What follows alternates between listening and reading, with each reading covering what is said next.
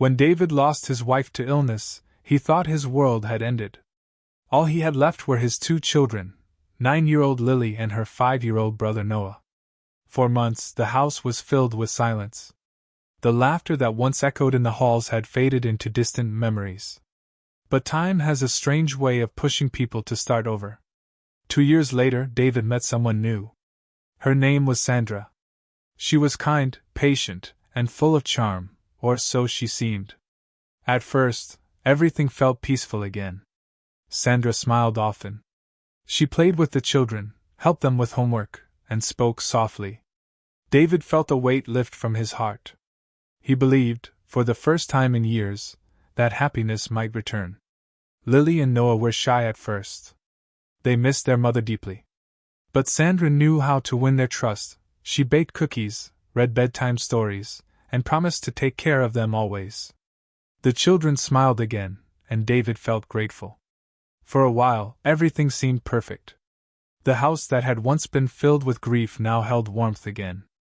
But slowly, the warmth began to fade, replaced by whispers, fear, and tears no one saw. It started small. A harsh tone. A cold stare. A punishment that didn't fit the mistake. When David left for work, Sandra's smile disappeared. Behind closed doors, the house changed. Lily learned to say sorry, even when it wasn't her fault. Noah learned to hide behind his sister when voices rose. Every morning began the same way. David left early for work, trusting that his children were safe. Sandra waved from the doorway, her face calm and sweet, but the moment his car disappeared down the street, her expression hardened. Inside, the air turned heavy. The laughter after breakfast was gone. The sound of cartoons was replaced with commands. Don't speak while I'm talking. Don't leave toys on the floor. Finish everything on your plate. Don't answer back. At first, Lily tried to obey. She wanted peace. But children make mistakes, that's what children do. And every small mistake became a reason for Sandra's anger. Her voice would rise sharp as glass. You always ruin everything, she would say, and Lily would tremble, whispering, I'm sorry. Sometimes the words hurt more than anything else could. Lily learned to read Sandra's eyes, the way they darkened before the shouting began. She would grab Noah's hand, whisper, Stay quiet. Don't move. Noah listened, clutching her shirt, afraid to breathe. Sandra didn't always shout. Sometimes she ignored them completely. Days would pass without a kind word. She would make them stand in silence, or send them to bed without dinner. To a child, being ignored hurts even more than being scolded.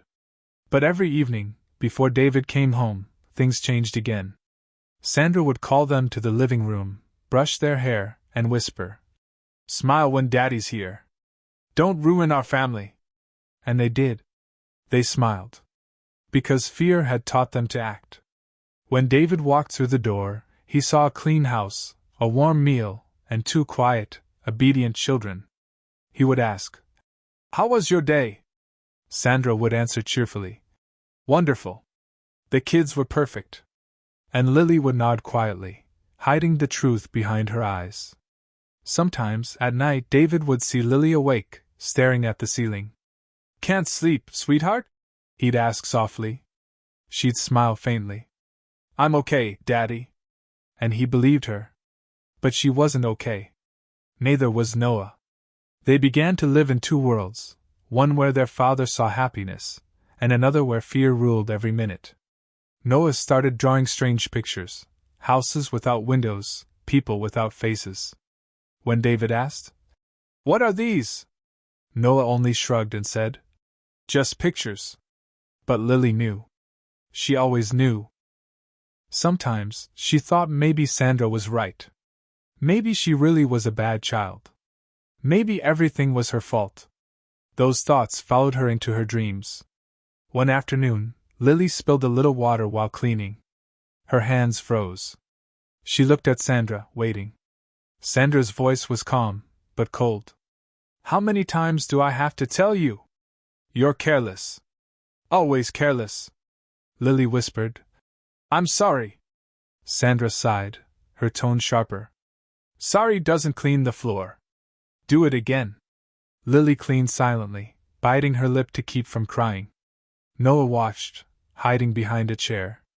When David came home that evening, the house looked perfect again. Dinner was ready. The children smiled on command. He didn't notice Lily's red eyes, or Noah's shaking hands. At bedtime, Lily whispered to Noah, "Maybe tomorrow will be better." Noah nodded, whispering, "Will Daddy know someday?" Lily said softly, "Maybe. But we can't tell him yet. He'll be sad." The thunder outside rolled through the night. Lily looked out the window, whispering a small prayer. Not for herself, but for her father. Because even at 9 years old, she wanted to protect him. Days passed. Fear became normal. And then one night, everything changed. It was raining again. David had called to say he'd be home late. The children sat quietly, trying to stay invisible. But Sandra was angry, angrier than ever.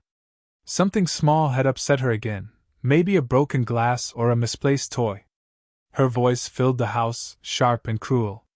Lily held Noah close, whispering, "Please, it's okay. I'll fix it." Sandra's footsteps grew louder. "You never listen!" she shouted. "You think you can do whatever you want?" Lily shook her head quickly. "No, ma'am. Please!" Her words disappeared in the noise. Noah cried, "Please stop!" But Sandra didn't hear him. Her anger drowned everything else. The storm outside crashed against the windows. Inside, the children's cries echoed quietly through the walls. And then, a sound came from the front door. The soft creak of hinges. A man's footsteps. Enough. The voice was deep, cold, and trembling with pain. It was David. He had come home early. The house went silent. Even the rain seemed to stop. Sandra turned, her face pale. "David, it's not what it looks like." "They were." He cut her off. "Don't lie to me." He looked at his children, their terrified faces, their trembling hands, and then back at the woman he thought he knew. "I trusted you," he whispered. "I believed you loved them." Sandra stood frozen, unable to speak. David knelt beside Lily and Noah, pulling them into his arms. They sobbed quietly against his chest. "It's over," he whispered. "I'm here now. You're safe." Tears streamed down Lily's cheeks. Noah clung to his father's sleeve. David stood up slowly, his voice calm but firm. "Leave. Now." Sandra's face hardened. She looked around the room, at the broken pieces of glass, the frightened children, the man she had fooled for years. And without another word, she walked out of the house. The door closed behind her. The storm faded into silence. The next morning came quietly. For the first time in a long time, the house was still. No shouting. No fear. Only silence. But this silence was different. It wasn't heavy anymore. It was peaceful. David sat in the living room, his hands wrapped around a cup of coffee that had already gone cold. He hadn't slept all night. Every time he closed his eyes, he saw the fear on his children's faces. He kept replaying the moment over and over, Sandra's voice, the look in Lily's eyes, the sound of Noah's sobs. He felt like his heart had been ripped open. Lily sat quietly in the corner, holding Noah close. They didn't say much. They didn't need to. For the first time, they felt safe. They knew their father had seen the truth. When the sun rose, David made a decision. He had to protect his children, no matter what it cost. He called the police. Within an hour, 2 officers arrived. They spoke kindly, asking gentle questions, trying to understand. David told them everything, what he saw, what he heard, and the strange feeling he had ignored for months. Sandra stood near the doorway, pale and silent. She didn't shout this time. She didn't defend herself. The anger that once filled her had vanished, leaving behind only emptiness.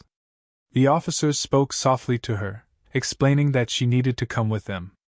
She nodded slowly, almost in disbelief. Before leaving, she looked around the house one last time, at the pictures on the wall, at the man she betrayed, and at the children she hurt. When her eyes met David's, there was no hate in them, just regret. Then she turned and walked out. As the police car drove away, Lily stood by the window, watching the flashing lights disappear down the street. No one spoke for a long time. Finally, she turned to her father and asked in a trembling voice, "Daddy, are we safe now?"